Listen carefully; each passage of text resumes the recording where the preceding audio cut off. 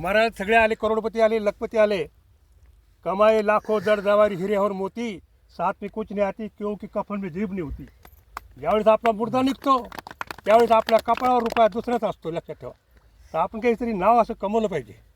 आणि राम ज्याचा भक्त होता, ज्या वडिलांनी त्याला सांगितलं तुला वनवासाला जावं लागेल, तर तो वनवासाला जर निघून गेला, त्याच्यामधून आपण काय घेतलं पाहिजे. तसं आपण सुद्धा आपल्या आईवडिलांची सेवा करायला पाहिजे. आपण नेमकी ती सेवा करत नाही. आणि नंतर मी ज्यावेळेस संप्रदायात हिंडलो माझ्या लोकांना, त्यावेळेस त्यांचीच मी अशी पहिली देईल, आईवडिलांची ती देईन होती. अरे अरे दुःख पाहायला जात नाही, रोडू आला मला. शेवटी यांना मी म्हटलं बघ तुम्हाला जर करायचं असेल तर माझी समाधी नका बांधू पुत्री मुतासाठी, परंतु जे दीन दुबळे आहेत, गोरगरीब आहेत, त्यांना कोणी सांभाळत नाही, त्यांना आपण सांभाळायचं काम करू. आणि रामचंद्र प्रभूचं इथे आपण नंतर मंदिर बांधू. एवढंच काम करा, दुसरं माझी काहीच इच्छा नाही. एवढं नम्र विनंती करून बोल. चला तुम्ही जाऊ शकता.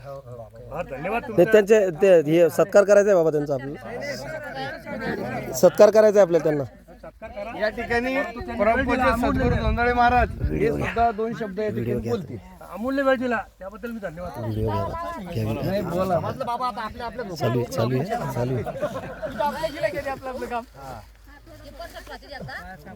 आम्ही आता म्हातारे झालो. आजचा दिवस म्हणजे काहीतरी विशेष दिवस आहे. आणि बाबांनी सांगितलं हिंदू धर्माकरता, पण हे एवढं सोपं नाही, हे कोणी करू शकत नाही. हे येवलेचे रोपं लावली द्वारी त्याचं याला गगनावरी हाचा येल व गगनावर घालायचं हे भक्तांचं काम आहे.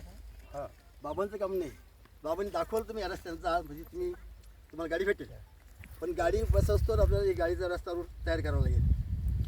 मी काही जास्त बोलत नाही आता, कारण की फक्त हे रोप समजून लावायचं असतं. एक नारळ थांबा थांबा तर सगळं सोबतच ते भव्य कपडे हा तुम्ही घ्या ना बाबा, थोडं थांबा. तुमचं ते सत्काराचं आणि ते भव्य तुम्हीच करा ना. रामकृष्ण घ्या, फोटो घ्यायचा गुलाबजी थाळी ना आहे समजा गुलाब आणि गणपती देईल.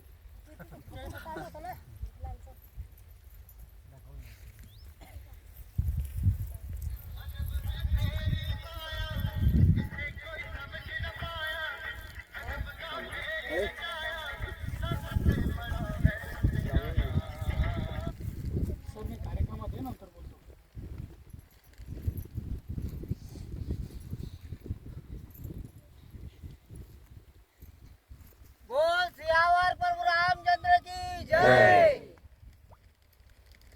आलं का? अजून एक आलं का? अजून एक आलं.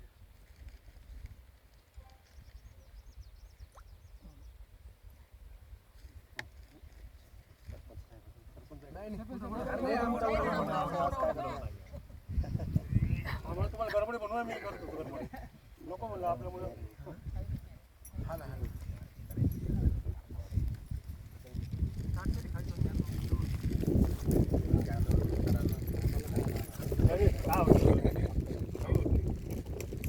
लहान मुडकुंड सर्वात एकच आहे. हे चिपळूण.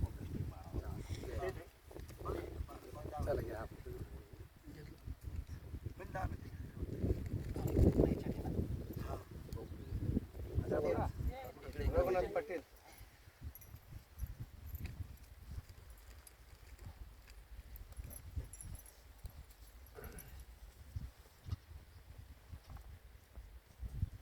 मी गडबड करून करतो तुम्हाला ते हे म्हणून मी गडबड करतो. आता ते पूर्ण भारतात आहे बाबा. 12 वाजता आणि मिरवणूक चालली, आम्ही त्याच्यातून आलो.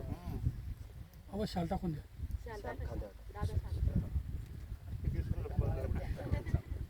तुमच्या गडबडीमुळे मी गडबड झालो. आम्हाला तुमच्या अमूल्य वेळ दिला तुम्ही.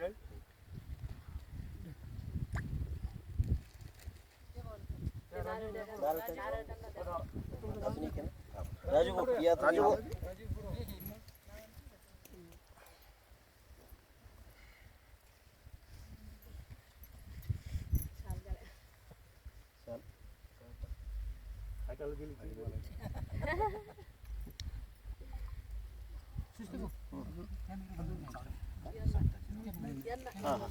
नाही नाही नाही नाही घ्यावं लागेल तुम्हाला. असं कसं या या या या शाला हिंदुस्ती मग मी काढतो ते फोटो.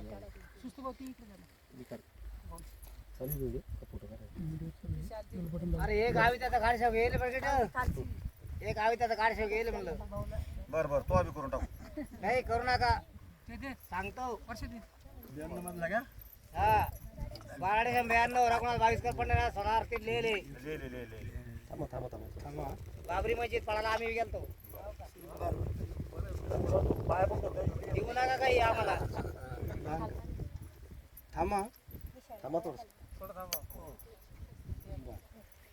हेच तर चुकतं मग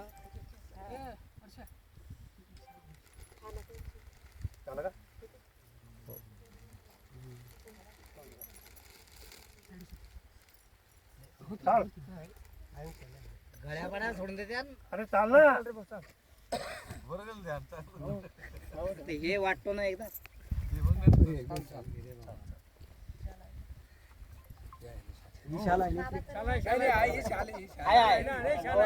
आशीर्वाद मोठे बाबाचा माझे 95 गुरु व्हायले दोघं नवरा बायको सगमंग करेले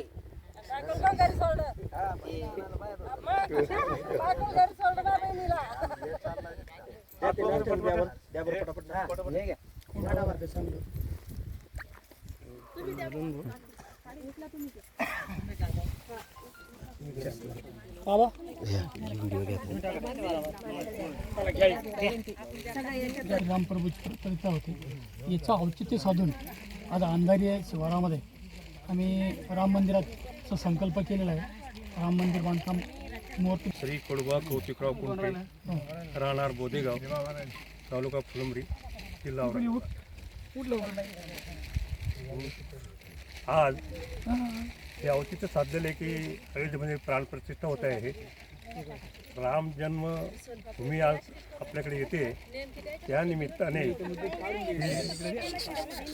सग जे राममयित आहे ते औचित्य साधून इथे आम्ही प्राणप्रतिष्ठा म्हणजे ध्वजारोहण केलेलं आहे.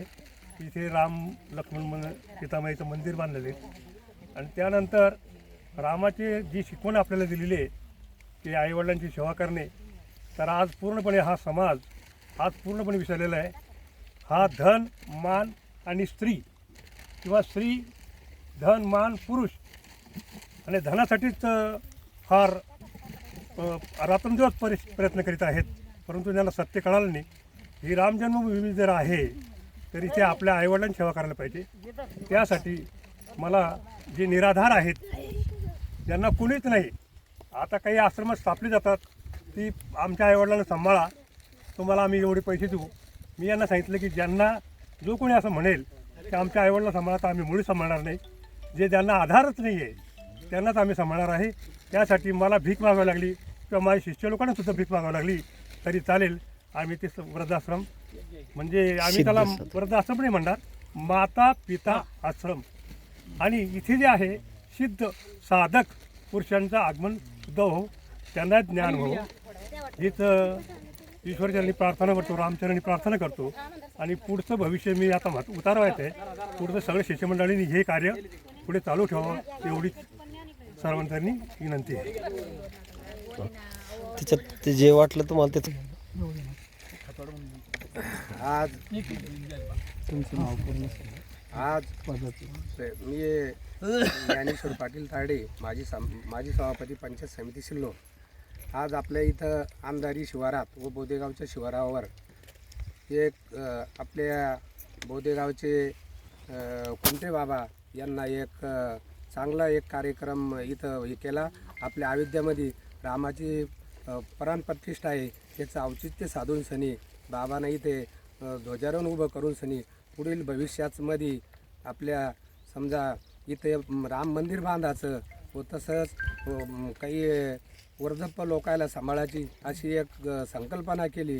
असं बाबांना मनात घेऊन सनी हे कार्यक्रम करायचं ठरलं. असं बोलून मी माझे 2 शब्द संपवतो. जय हिंद, जय महाराष्ट्र.